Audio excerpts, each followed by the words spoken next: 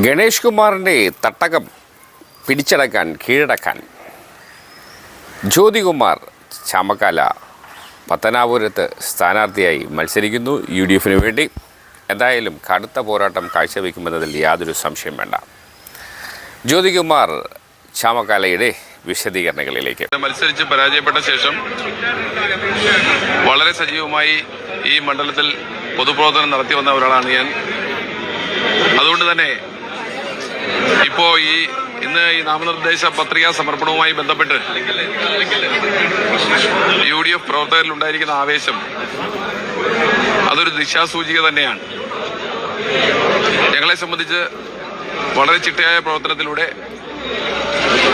കഴിഞ്ഞ വർഷങ്ങളായി ചിട്ടയായ പ്രവർത്തനത്തിലൂടെ മുന്നോട്ട് വന്നതിന്റെ റിസൾട്ട് അത് കഴിഞ്ഞ ത്രിതല പഞ്ചായത്ത് തെരഞ്ഞെടുപ്പിൽ ഉണ്ടായിരുന്നു, ഞങ്ങളുടെ പുതുയുഗ യാത്രയിൽ ഉണ്ടായിരുന്നു, വരാൻ പോകുന്ന തെരഞ്ഞെടുപ്പിലും അത് പ്രതിഫലിക്കുമെന്ന കാര്യത്തിൽ ഒരു തർക്കവും വേണ്ട. അതുകൊണ്ട് തന്നെ ഈ തെരഞ്ഞെടുപ്പിൽ വലിയ വിജയപ്രതീക്ഷയാണുള്ളത്.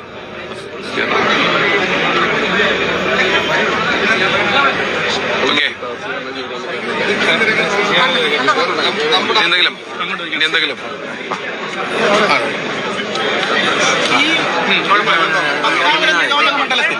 താങ്കൾക്ക് ആത്മവിശ്വാസം നൽകുന്ന, താങ്കൾക്ക് കൂടുതൽ പ്രതീക്ഷ നൽകുന്ന ഘടകങ്ങൾ? പത്തനാപുരം നിയോജകമണ്ഡലത്തിൽ ആത്മവിശ്വാസം നൽകുന്ന ഘടകങ്ങൾ നിരവധിയാണ്.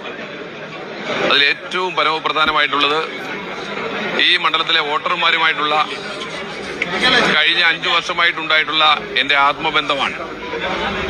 കഴിഞ്ഞ 5 വർഷവും ഈ മണ്ഡലത്തിലെ വോട്ടർമാരുടെ സുഖദുഃഖങ്ങളിൽ ഒരു പങ്കാളിയായി വളരെ സജീവമായി ഉണ്ടായിരുന്ന ഒരാളെന്ന നിലയിൽ എനിക്ക് ഈ മണ്ഡലത്തിലെ വോട്ടർമാരെ വലിയ വിശ്വാസമാണ്.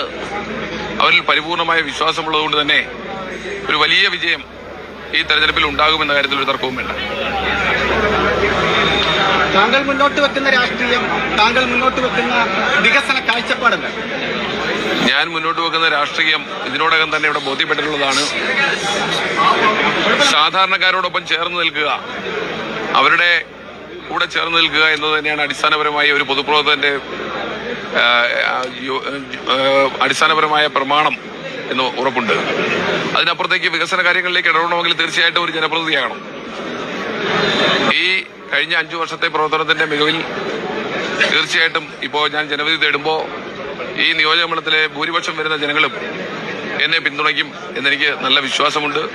അവരുടെ ഒരു ജനപ്രതിനിധിയായി തിരഞ്ഞെടുക്കപ്പെട്ടാൽ തീർച്ചയായിട്ടും ഈ മണ്ഡലത്തിന്റെ വികസന കാര്യങ്ങളിൽ വളരെ സജീവമായി ഉണ്ടാകും എന്ന കാര്യത്തിൽ എനിക്ക് ഉറപ്പുണ്ട്. സംസ്ഥാനത്ത് UDF ഒരു സ്ഥാനാർത്ഥി നിർണയത്തിലൊക്കെ ഒരു കാലതാമസമൊക്കെ നേരിട്ട് അതെങ്ങനെ നോക്കണം? സ്ഥാനാർത്ഥി നിർണയത്തിൽ UDFന്റെ കാലത്ത് മാത്രമേ കാലതാമസം താങ്കൾ കണ്ടുള്ളൂ. UDFന്റെ സ്ഥാനാർത്ഥികളെ വളരെ നേരത്തെ തീരുമാനിച്ചു. ഞങ്ങൾ 48 മണിക്കൂറിനുള്ളിൽ മുഴുവൻ സ്ഥാനാർത്ഥികളെയും തീരുമാനിച്ചു. LDFന്റെയും BJPയുടെയും സ്ഥാനാർത്ഥി നിർണയം ഇപ്പോഴും പൂർത്തിയായിട്ടില്ല. അപ്പോഴും നിങ്ങൾ ചോദിക്കുന്നത് സ്ഥാനാർത്ഥി നിർണയത്തിലെ പ്രശ്നത്തെ കുറിച്ചാണ്, UDFന്റെ സ്ഥാനാർത്ഥി നിർണയത്തിലെ പ്രശ്നത്തെ കുറിച്ചാണ്.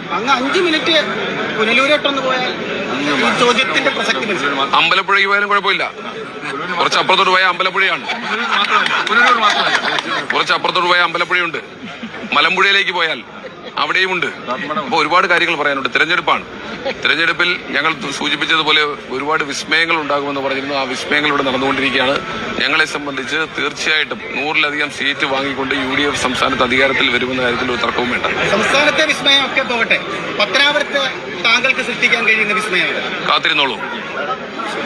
മെയ് 4 വരെ കാത്തിരുന്നോളൂ.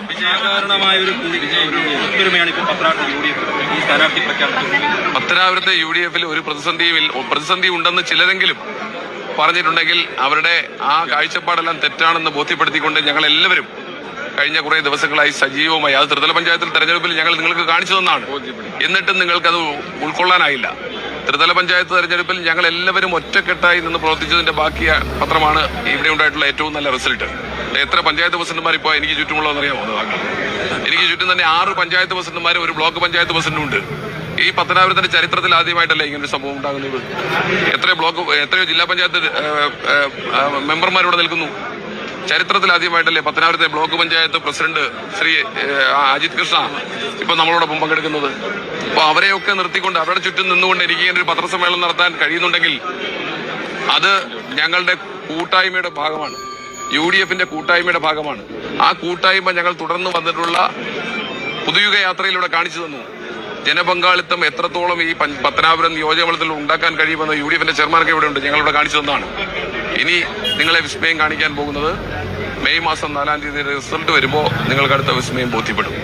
അപ്പോൾ ഇതൊക്കെയാണ് നമ്മുടെ ജ്യോതികുമാർ ചാമക്കാലയുടെ UDF പത്തനാപുരം സ്ഥാനാർത്ഥിയുടെ വിശദീകരണങ്ങൾ. എന്തായാലും സ്ഥിരം പറയുന്നത് പോലെ ഇനിയിപ്പോൾ ഇലക്ഷൻ ഏപ്രിൽ 9-ന് റിസൾട്ട് മെയ് 4-ന് വരുമ്പോൾ എല്ലാ കഥകൾക്കും ഒരു ശമനം ഉണ്ടാകും. അപ്പോൾ ഇലക്ഷൻ റിസൾട്ട് വരെ നമുക്ക് കാത്തിരിക്കാം. എന്തായാലും മത്സരാർത്ഥികൾ അടിപൊളിയായിട്ട് പരസ്പരം മത്സരിക്കട്ടെ.